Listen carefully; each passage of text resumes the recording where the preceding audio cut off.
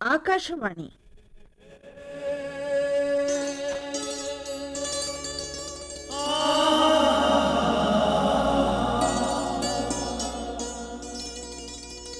ರೂಪಕ ಭಾವಗಂಗೆ.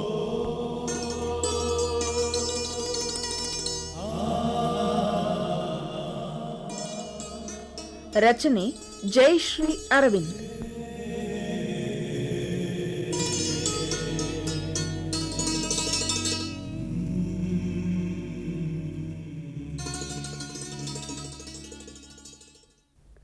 ಸಾಹಿತ್ಯ, ಸಂಗೀತ, ಕಲೆ ಇವು ಸಂಸ್ಕೃತಿಯ ಸಮೃದ್ಧಿಯ ಸಂಕೇತ. ಇವುಗಳಿಲ್ಲದ ಮಾನವನ ಜೀವನಕ್ಕೆ ಯಾವ ಅರ್ಥವೂ ಇಲ್ಲ. ಸಂಗೀತವನ್ನು ಇಷ್ಟಪಡದ ವ್ಯಕ್ತಿ ನಂಬಿಕೆಗೆ ಅರ್ಹನಲ್ಲ ಎಂದು ಪ್ರಸಿದ್ಧ ಇಂಗ್ಲಿಷ್ ನಾಟಕಕಾರ ಶೇಕ್ಸ್ಪಿಯರ್ ಸ್ಪಷ್ಟವಾಗಿಯೇ ಹೇಳಿಬಿಟ್ಟಿದ್ದಾನೆ. ಯಾವುದೇ ಕಲೆ ಮಾನವನ ವ್ಯಕ್ತಿತ್ವವನ್ನು ಉನ್ನತ ಸ್ತರಕ್ಕೆ ಏರಿಸುತ್ತದೆ ಎಂದೇ ನಮ್ಮ ಕಾವ್ಯ ಮೀಮಾಂಸಕರು ಒತ್ತಿ ಒತ್ತಿ ಹೇಳುತ್ತಾ ಬಂದಿದ್ದಾರೆ. ಗೀತ್ಯಂಚ ವಾದ್ಯಂಚ ನೃತ್ಯಂಚ ತ್ರಯಂ ಸಂಗೀತ ಮುಚ್ಯತೆ ಎಂದು ಸಂಗೀತ ರತ್ನಾಕರ ಗ್ರಂಥಕರ್ತೃವಾದ ಶಾರಂಗದೇವ ಹೇಳಿದ್ದಾನೆ. ಸಂಸ್ಕೃತಿಯ ಸಮೃದ್ಧಿಯ ಸಂಕೇತವಾದ ಸಂಗೀತ ವಾಹಿನಿ ನಿರಂತರವಾಗಿ ನಾನಾ ತೆರದಲ್ಲಿ, ನಾನಾ ಸ್ತರಗಳಲ್ಲಿ, ನಾನಾ ರೂಪಿಯಾಗಿ ಹರಿದುಕೊಂಡು ಬಂದಿದ್ದಾಳೆ ಮತ್ತು ಬರುತ್ತಿದ್ದಾಳೆ, ಬರುತ್ತಲೇ ಇರುತ್ತಾಳೆ. ಯಾಕೆಂದರೆ ಜೀವನವೆಂದರೆ ಬದಲಾವಣೆಯನ್ನು ಪಡೆಯುತ್ತಲೇ ಇರುವುದು ಅಲ್ಲವೇ? ಬದಲಾಗುತ್ತಾ ಬೆಳೆದು ಮುಂದೆ ಮುಂದೆ ಸಾಗುವುದೇ ಜೀವನದ ವಾಸ್ತವ ಶೈಲಿ. ಆಗಲೇ ಅದು ಜೀವಂತವಾಗಿರುವುದು. ಸಂಗೀತ ಪ್ರಕಾರಗಳಲ್ಲಿ ಸ್ಥೂಲವಾಗಿ 3 ಪ್ರಕಾರಗಳು ಮುಖ್ಯವಾಗಿವೆ. ಅವು ಕರ್ನಾಟಕ ಶಾಸ್ತ್ರೀಯ ಸಂಗೀತ, ಹಿಂದೂಸ್ತಾನಿ ಶಾಸ್ತ್ರೀಯ ಸಂಗೀತ, ಪಾಶ್ಚಾತ್ಯ ಶಾಸ್ತ್ರೀಯ ಸಂಗೀತ. ಜೊತೆಗೆ ಅವುಗಳ ಶಾಸ್ತ್ರೀಯ ಶೈಲಿಯನ್ನು ಸಡಿಲಿಸಿ ಹೊಸ ಆವಿಷ್ಕಾರಗಳಿಗೆ ಬಾಗಿಲು ತೆರೆದ ಲಘು ಸಂಗೀತ ಶೈಲಿಯು ಪ್ರತ್ಯೇಕವಾಗಿ ನಿಂತು ಗಮನ ಸೆಳೆಯುತ್ತದೆ. ಲಘುಶಾಸ್ತ್ರೀಯ ಶೈಲಿಯಲ್ಲಿ ನಿಯಮಗಳನ್ನು ನಿಯತವಾಗಿ ಪಾಲಿಸದ ಸಡಲೀಕರಣವೇ ಪ್ರಮುಖ ಗುಣವಾಗಿದೆ. ಇದು ಪಂಡಿತರಲ್ಲದವರಿಗೂ ಪ್ರಿಯವಾಗಿದೆ. ಲಘು ಸಂಗೀತ ಅಶಾಸ್ತ್ರೀಯವಾದದ್ದು ಎಂಬುದು ಹೊರನೋಟಕ್ಕೆ ಗೋಚರಿಸುತ್ತದೆ. ಆದರೂ ಅದರ ಸೂಕ್ಷ್ಮತೆ, ವ್ಯಕ್ತಿತ್ವ, ಬಣ್ಣ, ಭಾವ ಎಲ್ಲವೂ ವಿಶಿಷ್ಟವಾಗಿವೆ. ಅದರ ವಿವಿಧ ಭಾವಗಳು ಹಲವು ಕವಲುಗಳಾಗಿ ಒಡೆದಿವೆ. ದೇವರನಾಮ, ನಾಟ್ಯ ಸಂಗೀತ, ಕಾವ್ಯಗಾಯನ, ಗಮಕವಾಚನ, ಘಜಲ್, ಅಷ್ಟಪದಿ, ಭಾವಗೀತೆ, ರವೀಂದ್ರ ಸಂಗೀತ, ಭಜನ್, ಶ್ಲೋಕ ಸಂಗೀತ, ಕೋಳಿ ಗೀತ್, ನಜರುಲ್ ಗೀತ್, ವಚನ ಗಾಯನ, ಶ್ಯಾಮ ಸಂಗೀತ, ಗೋಡ್ಗಾಣ್ ಎಲ್ಲವೂ ಲಘು ಸಂಗೀತವೇ. ಇವುಗಳು ಒಂದೊಂದು ತಮ್ಮದೇ ಆದ ವರ್ತುಲವನ್ನು ನಿರ್ಮಿಸಿಕೊಂಡು ಸ್ವಂತಿಕೆಯಿಂದ ಹೆಸರಾದವು. ಇವುಗಳ ಗುಂಪಿನಿಂದ ನಾವು ಆರಿಸಿಕೊಂಡಿರುವುದು ಭಾವಗೀತೆಗಳ ಗಾಯನವನ್ನು, ಅಂದರೆ ಇಂದು ಕರ್ನಾಟಕದಲ್ಲಿ ಮನೆ ಮಾತಾಗಿರುವ ಸುಗಮ ಸಂಗೀತವನ್ನು.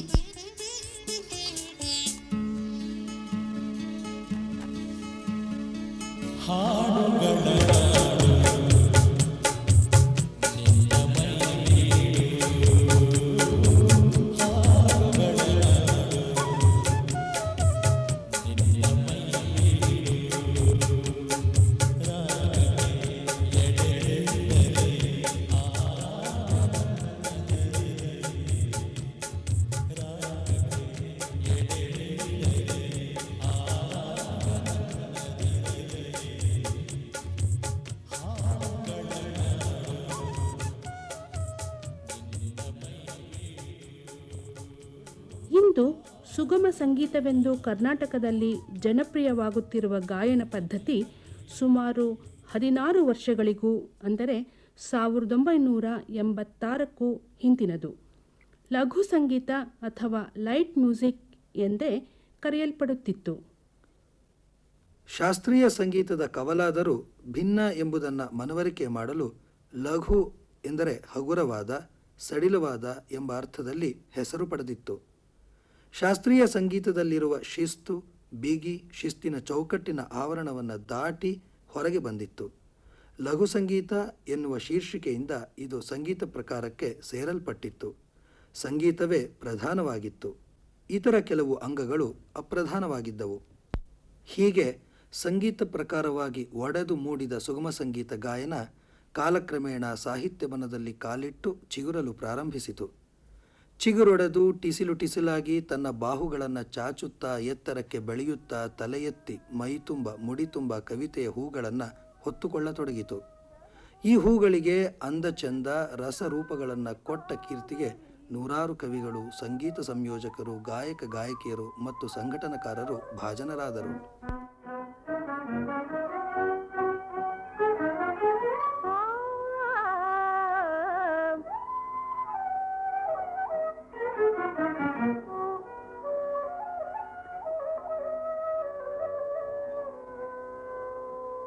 ಮಧುವನದಲ್ಲಿ ಮಧುರ ಮಧುರ ಊದಿದ ಮುರಳಿ, ಮಧುವನದಲ್ಲಿ ಮಧುರ ಮಧುರ ಊದಿದ ಮುರಳಿ, ಘಿಲಿ ಘಿಲಿಸುತ್ತನೆ ಊರಗಳ, ಘಿಲಿ ಘಿಲಿಸುತ್ತನೆ ಊರಗಳ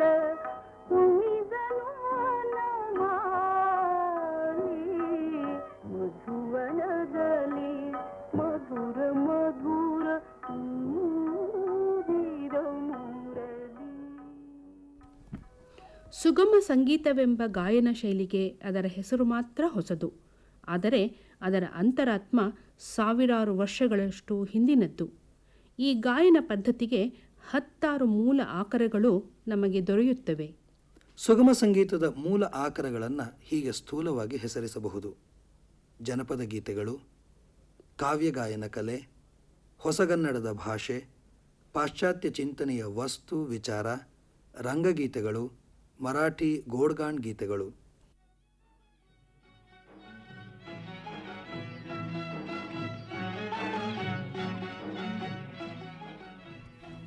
ಸಾವಿರಾರು ವರ್ಷಗಳಿಂದ ಪ್ರಚಲಿತವಾದ ಜನಪದ ಗೀತೆಗಳಲ್ಲಿ ನಮ್ಮ ಸುಗಮ ಸಂಗೀತದ ಬೇರುಗಳು ಕಾಣಸಿಗುತ್ತವೆ. ವ್ಯಕ್ತಿಗತವಾದ ನೋವು, ನಲಿವು, ಅಗಲಿಕೆ, ಪ್ರೀತಿ, ಭಕ್ತಿ ಮುಂತಾದ ಭಾವನಾತ್ಮಕ ಸಂವೇದನೆಗಳು ಜನಪದ ಗೀತೆಯ ಅಂತಃಸತ್ವವಾಗಿದೆ. ಎಂದು ಬರದ ಮಳೆಯು ಬಂತಣ್ಣ, ಎಂದು ಬರದ ಮಳೆಯು ಬಂತಣ್ಣ, ಎಂದು ಬರದ ಮಳೆಯ ಕಂಡು ಬಿರಪ್ಪ ಕುರಿಯ ಬಿಟ್ಟನಣ್ಣ, ಎಂದು ಬರದ ಮಳೆಯು ಬಂತಣ್ಣ, ಎಂದು ಬರದ ಮಳೆಯು ಬಂತಣ್ಣ. ಸರಳವಾದ ತ್ರಿಪದಿಗಳು ವಾಮನನಾಗಿ ಬಂದು ತ್ರಿವಿಕ್ರಮನಾಗಿ ಬೆಳೆದು ಅರ್ಥ ಸಂಕೀರ್ಣತೆಯಿಂದ ಕೂಡಿರುತ್ತವೆ. ಆತ್ಮ ನಿವೇದನೆಯು ಜನಪದ ಗೀತೆಗಳ ಪ್ರಮುಖ ಲಕ್ಷಣವಾಗಿದೆ. ಸುಗಮ ಸಂಗೀತವು ಈ ಎಲ್ಲ ಅಂಶಗಳನ್ನು ಮೈಗೂಡಿಸಿಕೊಂಡಿದೆ. ವ್ಯೋಮಮಂಡಿತ ಸಹ್ಯ ಶೈಲಾಗ್ರದಡವಿಯಲಿ ಸಂಚರಿಸುತ್ತಿರೆ, ಸಂಜೆ ಪಶ್ಚಿಮ ದಿಗಂತದಲ್ಲಿ. ಕಾವ್ಯಗಾಯನ ಕಲೆಯು ಕಾವ್ಯದ ವಸ್ತು, ವಿನ್ಯಾಸ, ಅರ್ಥ, ಪಾತ್ರಗಳನ್ನು ಅನುಸರಿಸುತ್ತದೆ. ಯಾವ ಪಾತ್ರವನ್ನು ಏರು ಸ್ವರಗಳಲ್ಲಿ ಹಾಡಬೇಕು, ಯಾವ ಪಾತ್ರವನ್ನು ತಗ್ಗು ಸ್ವರಗಳಲ್ಲಿ ಹಾಡಬೇಕು ಎಂಬುದನ್ನು ವ್ಯಕ್ತಿ ಸಂಬಂಧಗಳನ್ನು ಕಾವ್ಯಗಾಯನ ಶೈಲಿ ನಿಗದಿತಪಡಿಸುತ್ತದೆ. ಅರ್ಥ, ಪಾತ್ರಗಳಿಗೆ ಅನುಗುಣವಾದ ಏರಿಳಿತಗಳಿಂದ ಕಾವ್ಯವನ್ನು ಅನುಸರಿಸುತ್ತಾ ಸಂಯೋಚಿತವಾದ ವೇಗ, ಬಾಗು ಬಳಕಿನಿಂದ ಕಾವ್ಯದ ಅರ್ಥವ್ಯಾಪ್ತಿಯನ್ನು ವಿಸ್ತರಿಸುತ್ತದೆ. ರಕ್ತಕಾಂತಿಯ ಹೊಯ್ದು ಶೋಭಿಸಿತು ಸಂಧ್ಯೆಯ ಶೋಣಿತ ಸ್ತ್ರೋತದಲ್ಲಿ ಮಿಂದ ಮುಗಿಲೆಸೆದಿತ್ತು.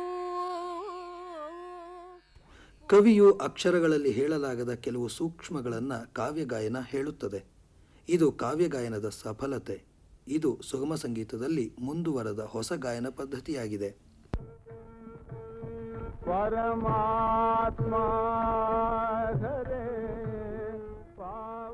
ರಂಗದ ಮೇಲೆ ಸಂಗೀತ ವೃತ್ತಿ ರಂಗಭೂಮಿಯಲ್ಲಿ ಅವಿಭಾಜ್ಯ ಅಂಗವಾಗಿತ್ತು. ಚೆನ್ನಾಗಿ ಹಾಡಬಲ್ಲವರೇ ನಟ ನಟಿಯರಾಗುತ್ತಿದ್ದುದು ಅಂದಿನ ವೃತ್ತಿ ರಂಗಭೂಮಿಯ ವಿಶೇಷವಾಗಿತ್ತು.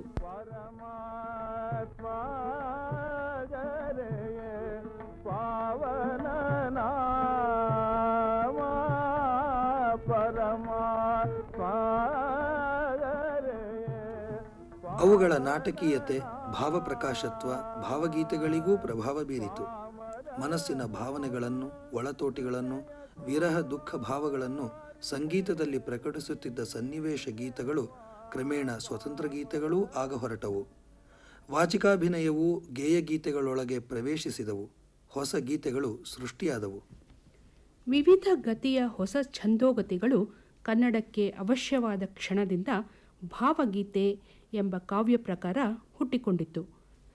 ಕವಿಯ ಎದೆ ಮಿಡಿತವನ್ನು ನಾದದ ಮೂಲಕ ಪ್ರಕಾಶಪಡಿಸಲು ಪ್ರಾರಂಭಿಸಿತು. ಕವಿ ಎದೆಯಾಳದಲ್ಲಿ ತಾನೇ ಹಾಡಿಕೊಂಡ ಸಂವೇದನೆಯೇ ಭಾವಗೀತೆಯಾಗಿ ಮೂಡಿಬರಲಾರಂಭಿಸಿತು.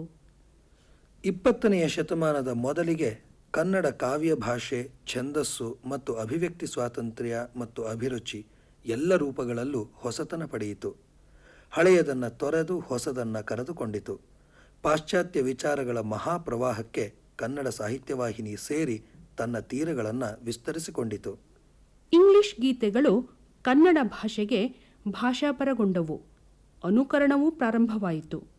ಪಾಶ್ಚಾತ್ಯರ ಚಿಂತನೆಯಲ್ಲಿ ಕನ್ನಡ ಭಾಷೆಯ ಭಾವಗೀತೆಗಳು ಕಣ್ಣು ಬಿಡಲು ಆರಂಭಿಸಿದವು. ಸ್ವಂತ ಕವಿತೆಗಳೂ ತಲೆ ಎತ್ತತೊಡಗಿದವು. ಜಾನಪದ ಛಂದಸ್ಸನ್ನು ಪ್ರೌಢವಾದ ವಸ್ತುವಿಗೆ ಬಳಸುವುದು, ಆಡುಮಾತಿಗೆ ಹತ್ತಿರವಾದ ಭಾಷೆಯನ್ನೇ ಸಾಹಿತ್ಯದಲ್ಲಿ ಪ್ರಯೋಗಿಸುವುದು ಹೊಸತನವನ್ನು ತೆರೆದವು. ಹೊಸ ರೂಪವನ್ನೂ ಮೆರೆದವು. ರೂಪ ಬದಲಾದಂತೆ ಸಾಹಿತ್ಯದ ವಸ್ತುವು ಬದಲಾಯಿತು, ಜನಜೀವನವೂ ಬದಲಾಯಿತು. ಜನಜೀವನ ಬದಲಾದಂತೆ ಜನರ ಮನೋಭಾವವೂ ಬದಲಾಯಿತು. ಈ ಸಂದರ್ಭದಲ್ಲೇ ಇಂಗ್ಲಿಷ್ ಗೀತೆಗಳು ಎನ್ನುವ ಅನುವಾದ ಕವಿತಾ ಸಂಗ್ರಹವೇ ಆಧುನಿಕ ಕನ್ನಡ ಸಾಹಿತ್ಯದ ಮೊಟ್ಟಮೊದಲ ಕವಿತಾ ಸಂಕಲನವಾಯಿತು. BM ಶ್ರೀಕಂಠಯ್ಯನವರಿಂದ ರಚಿತವಾದ ಈ ಅನುವಾದ ಕವಿತಾ ಸಂಕಲನ 1921ರಲ್ಲಿ ಪ್ರಕಟವಾಯಿತು.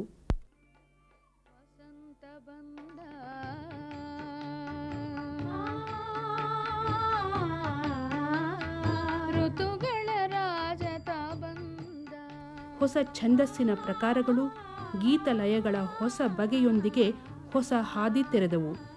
ದೇಶಭಕ್ತಿ ಗೀತೆ, ಪ್ರಕೃತಿ ಗೀತೆ, ಸಾಂಸಾರಿಕ ಗೀತೆ ಮತ್ತು ವಿಶೇಷವಾಗಿ ಸಾಮಾನ್ಯ ಬದುಕಿನ ಸಂಗತಿಗಳು ಕನ್ನಡಕ್ಕೆ ಹೊಸತನ ತಂದವು.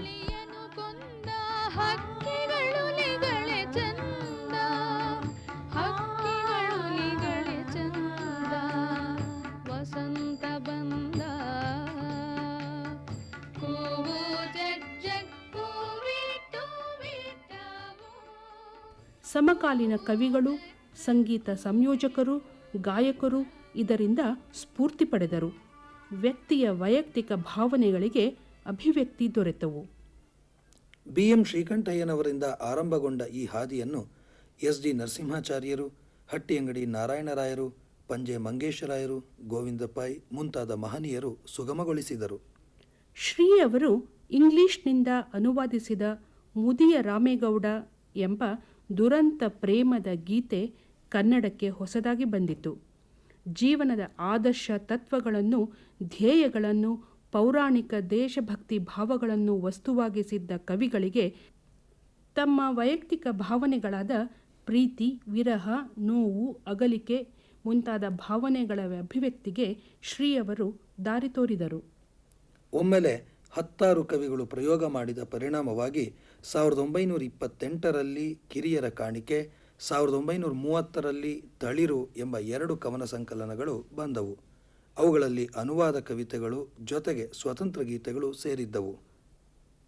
Kuvempu, Putina, Teenamshri, L Gundappa, MV Seetharamaiah, GP Rajaratnam, Dinakara Desai, Kuvempu, Bendre ಮುಂತಾದ ಅನೇಕ ಮಹನೀಯರು ಸುಗಮ ಗೀತೆಯನ್ನು ಚಿಗುರಿಸಿ ಬೃಹತ್ ಮರವಾಗಿ ಬೆಳೆಯಲು ಆಧಾರ ಬೇರುಗಳಾದರು.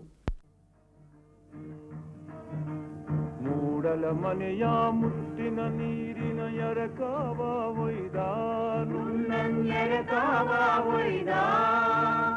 ಮೂಡಲ ಮನೆಯ ಮುತ್ತಿನ ನೀರಿನ ಎರಕವ ಒಯ್ದ ಬಾಗಿಲು ತೆರೆದು ಬೆಳಕು ಹರಿದು ಜಗವೆಲ್ಲ ತೊಯ್ದ ಹೋಯ್ತು. ಇತ್ತ ಸುಗಮ ಕಾವ್ಯ ಸುಂದರಿ ಮೈಗೂಡಿಸಿಕೊಳ್ಳುತ್ತಾ ಚೆಲುವಾದ ಮೊಗ್ಗಿನಂತೆ ಅರಳುತ್ತಿರುವಾಗಲೇ ಮತ್ತೊಂದು ಕಡೆ ಅವಳಿಗೆ ತೊಡಿಸಬೇಕಾದ ಅಲಂಕಾರಿಕ ತೊಡಿಗೆ ಸಿದ್ಧವಾಗುತ್ತಾ ಬಂದು ಅವಳ ಮೈ ತುಂಬಿ ಅವಳನ್ನು ಮತ್ತಷ್ಟು ಇನ್ನಷ್ಟು ಚೆಲುವೆಯಾಗಿಸಿತು. ಉತ್ತರ ಕರ್ನಾಟಕದ ಕವಿಗಳು ಕವಿತೆ ಬರೆಯತೊಡಗಿದ ದಿನವೇ ಅವರ ಉಸಿರಿನಲ್ಲಿ ಬೆರೆತ ಮರಾಠಿ ರಂಗಸಂಗೀತ, ಹಿಂದೂಸ್ತಾನಿ ಪದ್ಧತಿಯ ಆಧಾರದ ಮೇಲೆ ಹಾಡಿದ ರಂಗಸಂಗೀತ ತನ್ನ ಹಾವಭಾವಗಳೊಂದಿಗೆ ಕವಿತೆಯಲ್ಲಿ ಅಂತರ್ಗತವಾದವು.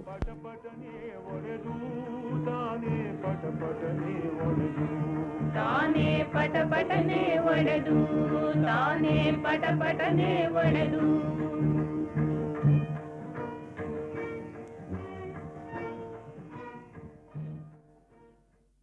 ಮರಾಠಿ ಪ್ರಸಿದ್ಧ ಗಾಯಕಿ ಹೀರಾಬಾಯಿ ಬಡೋದೇಕರ್ ಅವರಿಂದ ಕನ್ನಡ ಭಾವಗೀತೆಗಳನ್ನು ಹಾಡುವ ಪರಿಪಾಠ ಪ್ರಾರಂಭವಾಯಿತು. ಸವಾಯಿ ಗಂಧರ್ವರೆಂದೇ ಪ್ರಸಿದ್ಧರಾದ ರಾಮ್ಭಾವು ಕುಂದಗೋಳ್ ಅವರ ಮಗಳಾದ ಹೀರಾಬಾಯಿ ಬಡೋದೇಕರ್ ಅವರಿಂದ ಪ್ರಾರಂಭವಾದ ಮಧುರ ಗಾನ ಗೀತೆಗಳಿಗೆ ಚಾಲನೆ ಕೊಟ್ಟವರು ಅವರ ಶಿಷ್ಯೆಯಾದ ಸೀತಾ ಮುಲ್ಕಿ ಅವರು. ಮುಂಬೈ ಆಕಾಶವಾಣಿ ಸುಗಮ ಸಂಗೀತದ ಪ್ರಸರಣ ಕಾರ್ಯದಲ್ಲಿ ಪ್ರಮುಖ ರೂವಾರಿಯಾಗಿ ಇತಿಹಾಸ ರಚಿಸಿತು. ಅದು ಅಲ್ಲೇ ನಿಲ್ಲದೆ ಧಾರವಾಡ, ಮೈಸೂರು ಮತ್ತು ಬೆಂಗಳೂರು ಎಲ್ಲ ಕಡೆಯೂ ಪ್ರವಹಿಸಿತು. ನೂರಾರು ಗಾಯಕ ಗಾಯಕಿಯರು, ಕವಿಗಳು, ಸಂಗೀತ ಸಂಯೋಜಕರು ಆಕಾಶವಾಣಿಯ ಮೂಲಕ ಸುಗಮ ಸಂಗೀತದ ಪ್ರಸರಣಕ್ಕೆ ಪ್ರತ್ಯಕ್ಷವಾಗಿ ಪರೋಕ್ಷವಾಗಿ ತಮ್ಮ ಕಾಣಿಕೆ ಸಲ್ಲಿಸಿದರು. ಮುಚ್ಚುಮರೆಯಿಲ್ಲದೆ ನಿನ್ನ ಮುಂದೆಲ್ಲವನು ಬಿಚ್ಚಿಡುವೆ ಓ ಗುರುವೇ ಅಂತರಾತ್ಮ. ಸುಗಮ ಸಂಗೀತ ಗಾಯನಕ್ಕೆ ಒಂದು ಅಂದವಾದ ಮಾದರಿಯನ್ನು, ಮಾಧುರ್ಯವನ್ನು, ಆಕರ್ಷಣೆಯನ್ನು ತಂದುಕೊಟ್ಟವರು ಕಾಳಿಂಗರಾಯರು. ಕನ್ನಡದ ಕೋಗಿಲೆ ಎಂದೇ ಪ್ರಸಿದ್ಧರಾದ ಪಾಂಡೇಶ್ವರ ಕಾಳಿಂಗರಾಯರು ಕರ್ನಾಟಕ ಮತ್ತು ಹಿಂದೂಸ್ತಾನಿ ಎರಡೂ ಪದ್ಧತಿಗಳಲ್ಲೂ ಸವ್ಯಸಾಚಿಯಾಗಿದ್ದರು.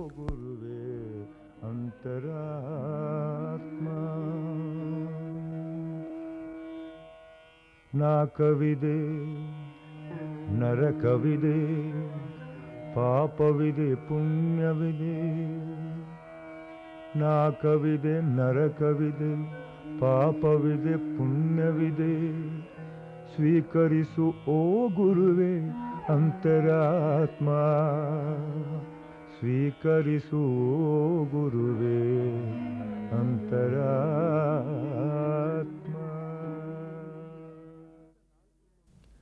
ತಾನಿದ್ದ 4 ಕೋಣೆಯ ಒಳಗೆ ಕುಳಿತು ಸಾವಿರಾರು ಭಾವಗೀತೆಗಳಿಗೆ ರಾಗ ಸಂಯೋಜಿಸಿ ಸುಗಮ ಸಂಗೀತಕ್ಕೆ ಒಂದು ಘನತೆಯನ್ನು, ಗಾಂಭೀರ್ಯವನ್ನು ಕೊಟ್ಟವರು ಪದ್ಮಚರಣ್ ಎಂದೇ ಖ್ಯಾತರಾಗಿರುವ ಪ್ರಖ್ಯಾತ ಪಿಟೀಲು ವಿದ್ವಾಂಸರಾಗಿದ್ದ ಎ.ವಿ. ಕೃಷ್ಣಮಾಚಾರ್. ತಾನೇ ತಂದಾನೋ ತಂದಾನೇ ತಾನೋ,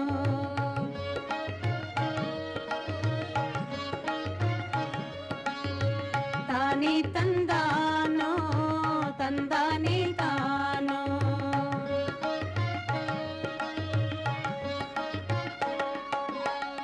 ಈ ಊರ ಬಿಟ್ಟಲ್ಲಿ ಹೋಗಿದ್ದೆ ಹೇಳಯ್ಯ, ಇಷ್ಟು ದಿನವೂ ನಿನಗಾಗಿ ನಾವಿಲ್ಲಿ ಕಾದಿದ್ದೆವು, ನಿನಗಾಗಿ ನಾವಿಲ್ಲಿ ಕಾದಿದ್ದೆವು. ತಾನೇ ತಂದಾನೋ ತಂದಾನೇ ತಾನೋ.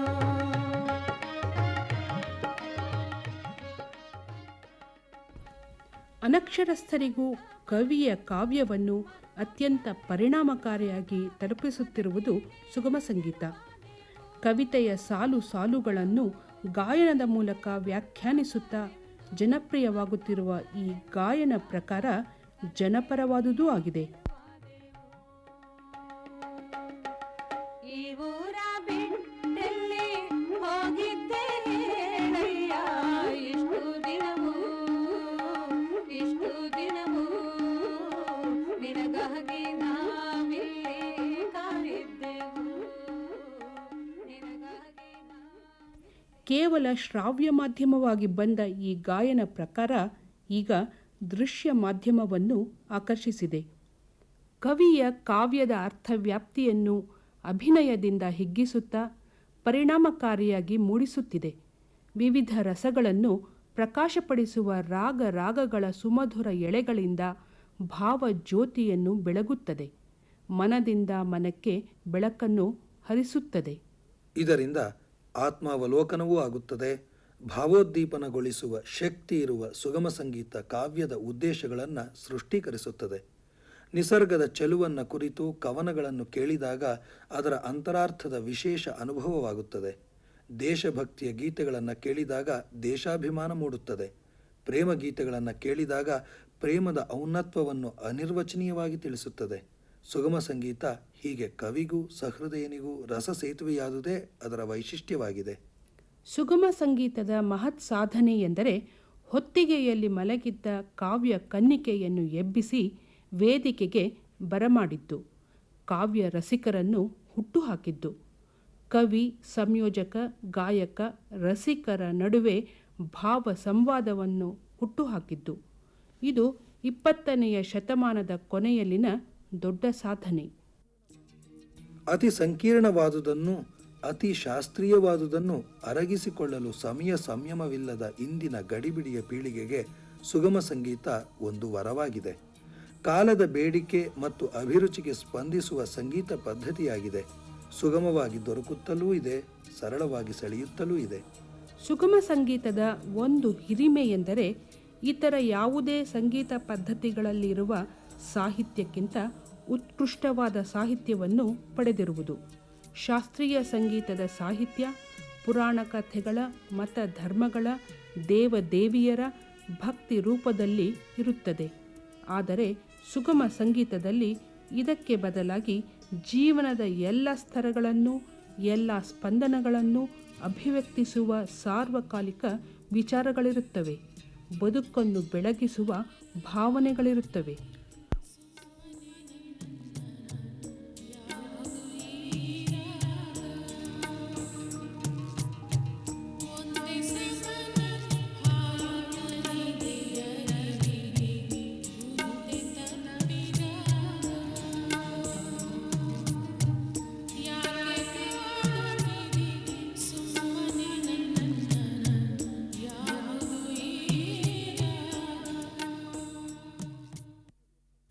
ಸಾವಿರದ 1978ರಲ್ಲಿ ಧ್ವನಿಮುದ್ರಿತವಾದ ನಿತ್ಯೋತ್ಸವ ಕನ್ನಡ ಭಾವಗೀತೆಗಳ ಮೊಟ್ಟ ಮೊದಲ ಭಾವಗೀತಾ ಧ್ವನಿಸುರುಳಿಯಾಗಿದೆ. ಕ್ಯಾಸೆಟ್ ಯುಗದ ಮೊದಲ ಧ್ವನಿಸುರುಳಿಗೆ ಸಂಗೀತ ಸಂಯೋಜನೆ ಮಾಡಿದವರು ಮೈಸೂರು ಅನಂತಸ್ವಾಮಿಯವರು. ಕವಿತೆಗಳನ್ನು ಒದಗಿಸಿದವರು ನಿಸಾರ್ ಅಹಮದ್ ಅವರು.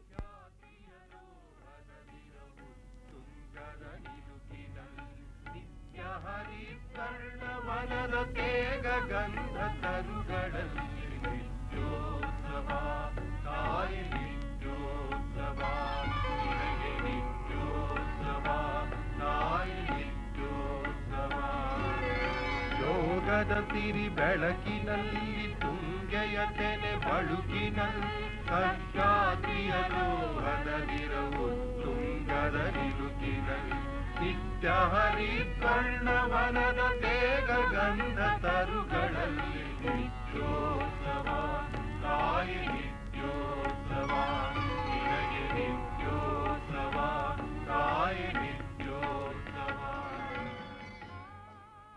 ಕವಿ ನಿಸಾರ್ ಅವರು ಪ್ರಾರಂಭಿಸಿದ ಕ್ಯಾಸೆಟ್ ಮಾಧ್ಯಮವನ್ನು ಮುನ್ನಡೆಸಿದವರು ಕವಿ ಲಕ್ಷ್ಮೀನಾರಾಯಣ ಭಟ್. ಅವರು ಕ್ಯಾಸೆಟ್ಗಾಗಿ ಬರೆದ 100 ಗೀತೆಗಳು ಸುಗಮ ಸಂಗೀತಕ್ಕೆ ಬರೆದ ಮುನ್ನುಡಿಯಾದವು.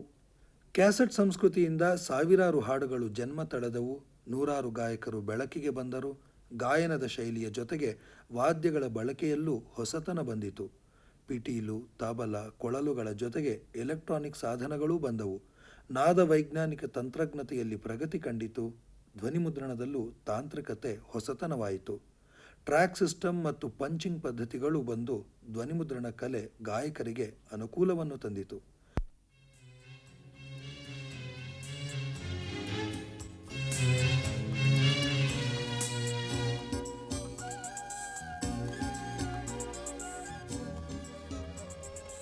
ಇಂದಿನ ನಮ್ಮ ಸುಗಮ ಸಂಗೀತದಲ್ಲಿ ಗುಣ ಮತ್ತು ದೋಷಗಳು ಒಟ್ಟೊಟ್ಟಿಗೆ ಬೆಳೆಯುತ್ತಿವೆ. ಹೊಸ ಪ್ರಯೋಗಶೀಲತೆ, ಹೊಸ ವಿಚಾರಗಳು, ಕೀರ್ತಿಯ ಆಮಿಷಗಳು ಸುಗಮ ಸಂಗೀತಕ್ಕೆ ಒಂದು ಸವಾಲಾಗಿವೆ. ಸುಗಮವೆಂದರೆ ಕೇಳುಗನಿಗೆ ಮಾತ್ರ ಶಾಸ್ತ್ರೀಯ ಜ್ಞಾನದ ಅಗತ್ಯ ಬೇಕಾಗಿಲ್ಲ ಎಂದು ಅರ್ಥ ಮಾಡಬೇಕಾಗಿದೆ. ಕಲಿಯುವವನಿಗೆ ಶಾಸ್ತ್ರೀಯ ಜ್ಞಾನ ಬೇಡ ಎಂದು ಅರ್ಥ ಮಾಡಬಾರದು. ಕನ್ನಡತನದ ಭಾವ ಸಂಸ್ಕೃತಿಯ ಆವರಣದಲ್ಲಿಯೇ ಇದರ ಸಫಲತೆಯನ್ನು ಕಾಣುವುದು ಇಂದಿನ ಸವಾಲಾಗಿದೆ. ಮಹಾಕವಿ ಕುವೆಂಪು ಅವರು ಕಾಳಿಂಗರಾವ್ ಅವರಿಗೆ, ನೀವು ನನ್ನ ಸಾಹಿತ್ಯವನ್ನು ಹೊತ್ತುಕೊಂಡು ರಸಯಾನ ಮಾಡಿದ್ದೀರಿ, ಹತ್ತಿಕೊಂಡು ಅಲ್ಲ ಎಂದು ಅವರಿಗೆ ನೀಡಿದ ಪ್ರಶಸ್ತಿ ಪತ್ರವೊಂದರಲ್ಲಿ ಬರೆದಿದ್ದಾರೆ.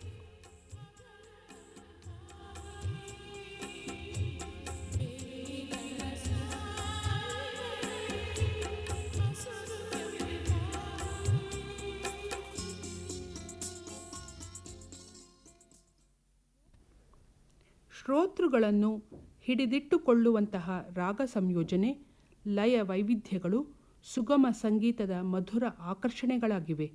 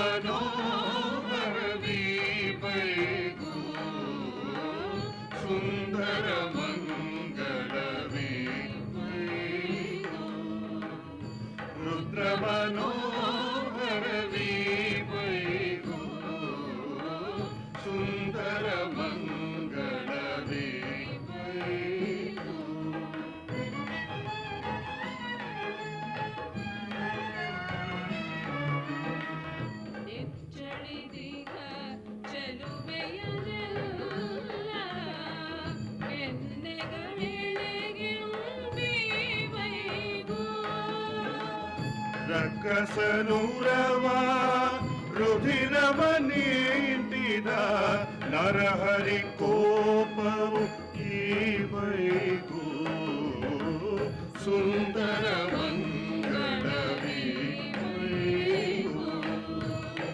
ರುದ್ರ ಮನೋಹರ ವೀವೈಗೂ ಸುಂದರ ಮಂಗಳವೀವೈಗೂ.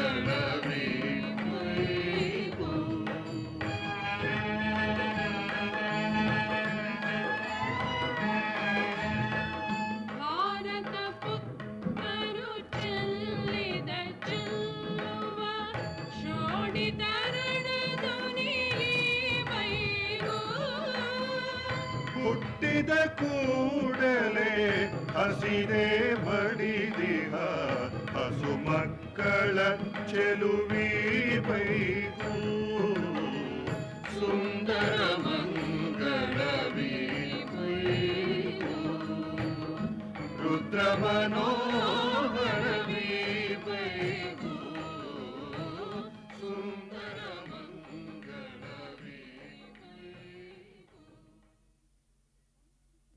ಸಂಸ್ಕೃತಿ ಎಂದರೆ ಮಾಧುರ್ಯ ಮತ್ತು ಬೆಳಕು ಎರಡನ್ನೂ ಚೆಲ್ಲಬೇಕು ಎಂದು ಮ್ಯಾಥ್ಯೂ ಆರ್ನಾಲ್ಡ್ ಹೇಳಿದ್ದಾನೆ. ನಮ್ಮ ಸುಗಮ ಸಂಗೀತಕ್ಕೂ ಈ ಮಾತು ಅನ್ವಯಿಸುತ್ತದೆ. ಅದು ಎಲ್ಲಿಯವರೆಗೆ ತನ್ನ ಮಾಧುರ್ಯವನ್ನು ಉಳಿಸಿಕೊಳ್ಳುತ್ತದೆಯೋ, ಎಲ್ಲಿಯವರೆಗೆ ಬೆಳಕನ್ನು ಚೆಲ್ಲಿ ಬೆಳಗುತ್ತದೆಯೋ, ಅಲ್ಲಿಯವರೆಗೆ ವಜ್ರದಂತೆ ಆಭರಣವೂ ಆಗಬಲ್ಲದು, ಆಯುಧವೂ ಆಗಬಲ್ಲದು. ಭಾವಗಂಗೆಯಲ್ಲಿ ಭಾವುಕರನ್ನು ಮೀಯಿಸಿ ತನ್ಮಯರನ್ನಾಗಿ ಮಾಡಬಲ್ಲದು.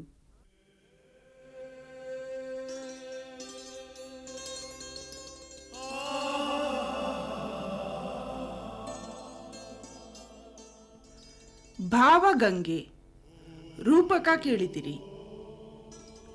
ರಚನೆ ಜಯಶ್ರೀ ಅರವಿಂದ್. ನಿರೂಪಣೆ ಟಿ.ವಿ. ವಿದ್ಯಾಶಂಕರ್. ಸಹ ನಿರೂಪಣೆ ಹಾಗೂ ನಿರ್ಮಾಣ ರಮಾ ಹಿರೇಮಠ್. ಸಹಕಾರ ಕೆ.ಎಲ್. ರಾಜೇಶ್ವರಿ.